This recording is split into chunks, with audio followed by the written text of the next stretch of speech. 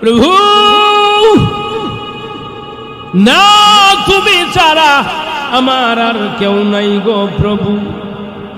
এই দুষ্ট লোক আমাকে এভাবে এই জায়গার মধ্যে নিয়ে আসছে, এখন সে মনে মন কথা বলতেছে, কিন্তু না, আমি তো এর কথার উপরে আমার বিশ্বাস নাই, কারণ সব কিছুর মালিক হইলা তুমি আল্লাহ। ঠিক কিনা?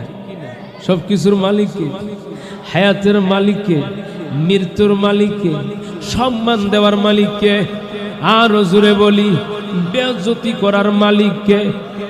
আমার আল্লাহর কাছে ওই লোকটা ডাক দিয়ে বলে, প্রভু গো তুমি ছাড়া তো আমার আর কেউ নাই।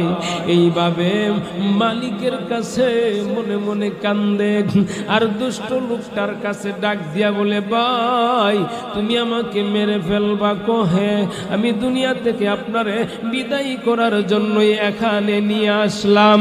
আল্লাহর ওলিটা ডাক দিয়া বলে, ভাই আমারে তুমি মারবা তাতে কোনো আমার আপত্তি নাই, কোনো সমস্যা নাই, কিন্তু তোমার কাছে আমি শেষবারের মতন 2 রাকাত নামাজ পড়ার অনুমতি চাইব। আল্লাহু আকবার। ওয়াকিমুস সালাতা ওয়া আতুজ যাকাতা।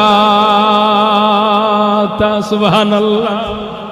আমার ভাইরা, আমার বন্ধুরা, নামাজ যদি প্রকৃতভাবে আমার আল্লাহর রেজামন্দির জন্য, আমার আল্লাহকে খুশি করার জন্য আপনি সঠিকভাবে যদি আমার আল্লাহর হুকুমটা পালন করতে পারেন, আমার আল্লাহ অবশ্যই